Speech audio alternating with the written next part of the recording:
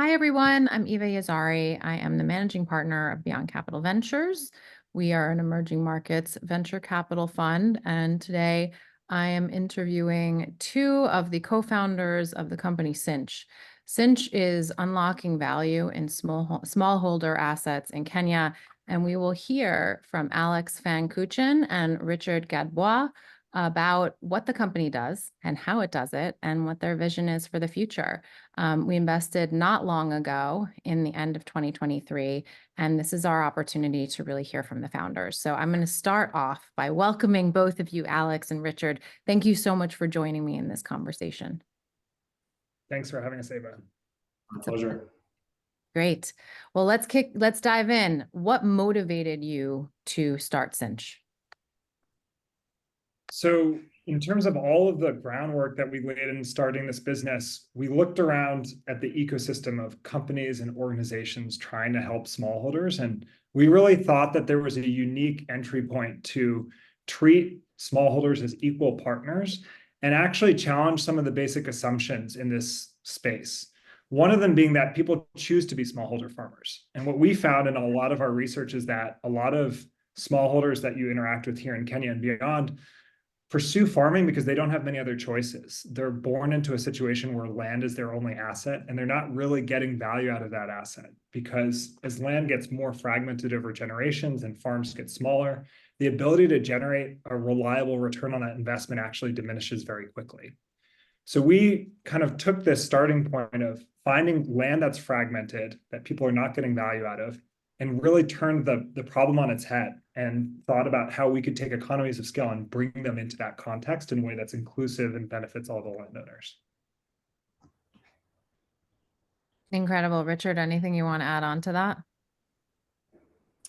No, I think you did it pretty well. I mean, when you look at the sort of 3 billion of the poorest people on the planet, they typically have one thing in common, which is that their only asset is a small, unproductive piece of land. So we looked at that very, very, very large problem and tried to find a solution that was one that could help unlock the value in that asset and have been a driving force in our business since then. So I really appreciate that you're bringing this point to light. I think it helps our investors understand the problem statement, which is there is actually unproductive land, and your goal is to make it more productive. Even though it is an asset of a smallholder farmer, you have a unique way of doing that.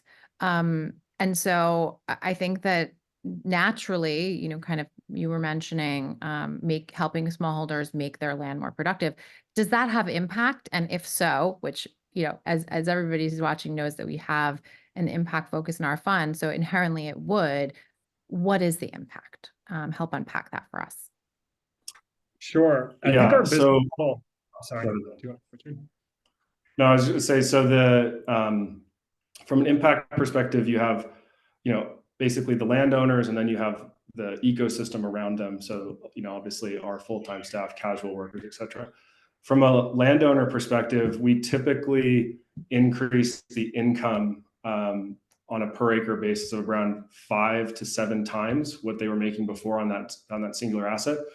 And then obviously within the communities in which we operate, we are usually the largest employer, and we create a lot of economic activity around our farms. So when we go to these areas, typically these are desertified areas. A lot of the land is fallow. There's not a lot of opportunity to even use the land. So there's a huge impact from on a dollar basis, but also from having guaranteed monthly income, and then obviously from an economic perspective, the amount of jobs and the amount of the knock-on effects of those are actually pretty significant. So if you consider, in the communities we've been in, we've seen crime rates have dropped, school attendance has increased. In one of the areas that we've actually piloted in Naramoro, the area was on government support for the 5 years before we were there. So that means providing them with food and things like that.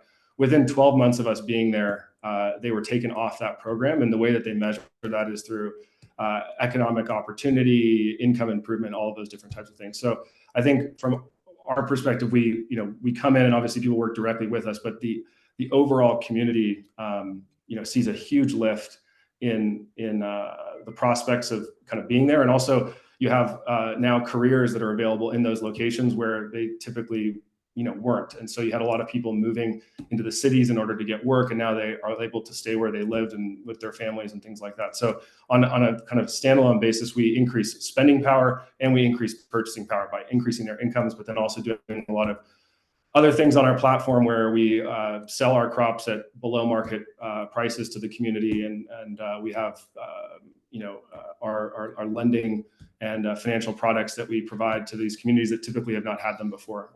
So there's many different ways, but it's pretty interesting to see the economic activity and boom that comes along with a Cinch farm operating in their area. And this is all in Kenya, just to clarify for our listeners. Yeah, so far all in Kenya, soon to be elsewhere, hopefully. Well, that's a natural segue into the next question, which is, what is your long-term vision for this business? How do you intend to grow? And if you could also weave in, what crops you are typically growing, I think that would be particularly interesting. Of course, yeah.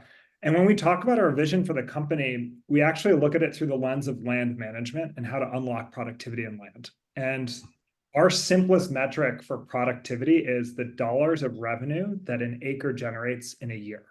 And when you position it that way, it's actually very easy to think beyond agriculture very, very quickly. So we'll get into that in a minute.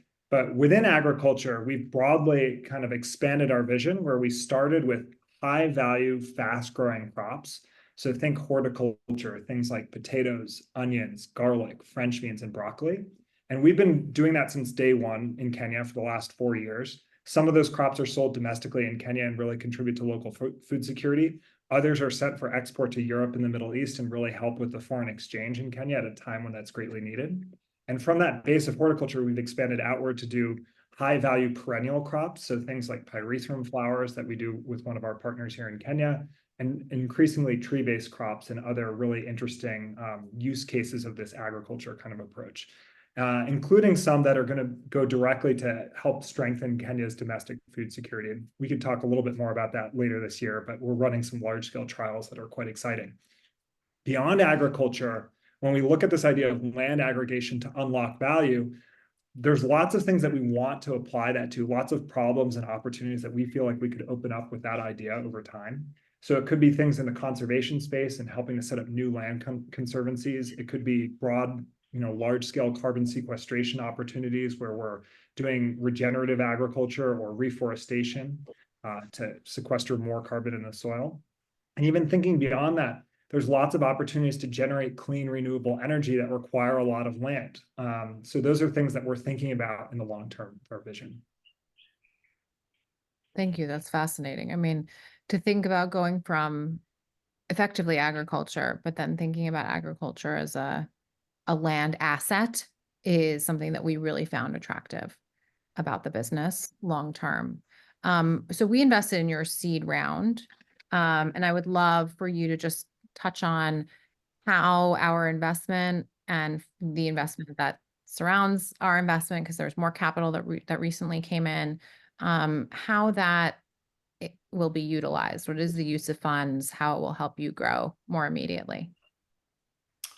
Yeah, so this round was, well, first off, it's going to be pretty catalytic. So thank you for being involved. Thank you so much. We spent the first, we spent the first 3 years of our business when we came here, trying to prove the model of non-contiguous commercial farming. And I think a lot of people thought we were crazy when we first came here. We've made a lot of mistakes with our initial kind of, seed capital, as you're supposed to, or, I guess the angel capital, whatever you want to call it. But over the last couple of years, we've started to be able to, on a farm basis, make it a profitable venture for each one of those different verticals. So as a part of sort of the next step that we're trying to get to, which is roughly like 10 million in revenue on a run rate basis before the A at least, this money is going to be used basically to grow our existing footprint and also grow and invest in our team. So we recently hired a very senior person named Yoed Lando from VegPro. He ran the largest farm in East Africa for the largest company, I think probably, definitely in East Africa, but definitely one of the largest on the continent as far as agriculture is concerned at VegPro. And then obviously all the supporting cast that has come in to basically prime the pumps for us to grow over the next couple of years in preparation for our A. Obviously, our business, since we do everything in-house and we do commercial irrigated farming, we are a capital-intensive business. So part of this seed capital and part of the round is going towards actually unlocking more debt capital to kind of fund that growth. For the time being, we're focusing on things that we know work, that we've done in the past. So we've, had that kind of that track record where we can put debt capital and obviously our own equity into growing it. But we're really using this to secure the team, make sure that we have this same team here that could do 100,000 acres. And those, they're obviously, expensive, but we think it's the right investment now because, you basically, running a farm at 100 acres and running a farm at 1,000 acres is incredibly different. Running a farm at 10,000 acres, you have problems that some people, if they've not been in that situation, wouldn't even have come across because they don't even happen, in the different stages. So we feel like we've, made the investments now to take us, as I mentioned, that 10 million run rate, annual revenue number. And at that point, we're going to do our A. We're hoping to raise a pretty substantial A round. And I think at that point, we'll then look at using the money for other R&D projects, other countries, investing in different verticals, as Alex mentioned, like not just agriculture, we can go and do other things, looking at our platform. And we have a very interesting or unique view into the wallet of our consumer in that we are typically the only income stream that they have. So finding really innovative ways to add value there and other things. So it's very catalytic. This is sort of all a year's work of preparation and kind of priming the pumps for what is supposed to be a pretty exciting 2024 and 2025. I can't wait. With that, I want to wrap up this interview by asking you a more personal question. What book is on your nightstand right now? Alex, do you want to go first? Sure. I like to alternate fiction and nonfiction. So I kind of either read a fiction book and a nonfiction book simultaneously, or I use one as a palate cleanser for the other. What I'm reading right now is A History of Burning. It's a multi-generational family epic about a family that emigrates from first India to Kenya and then Uganda, and then are expelled during Idi Amin's rise in Uganda and then traveled to Canada. And it's really interesting to see the lens of the second half of the 20th century, or the story of the 20th century as viewed through the lens of this Indian, Kenyan, Ugandan, Canadian family. What an incredible recommendation. Richard. Yeah, it's great. Yeah. Richard, what is on your nightstand? So Alex is aware that I like historical nonfiction books typically. And given that I lived in Hong Kong and Asia for about a decade, he just gave me this book actually, 2 days ago, since I just finished the one. I just finished Dead 8 actually, but it's called Red Roulette, and it's by Desmond Shum, An Insider's Story of Wealth, Power, and Corruption and Vengeance in Today's China. So very interesting book, hopefully. Two great picks. I happen to be reading a book called 10X is Easier Than 2X, which I highly recommend. So it might be worth picking up since we're all in growth mode. But it's been incredible to spend time with you, Alex and Richard. Thank you for building a business that is innovative, forward-thinking, potentially future-proofed. There's a lot in what you're creating at Cinch, and we really have appreciated the partnership at Beyond Capital Ventures. Thanks for your time today. It's been a pleasure. Thanks so much for speaking with us, Eva, and for being on this journey with us as BCV. Absolutely. Thanks. Cheers.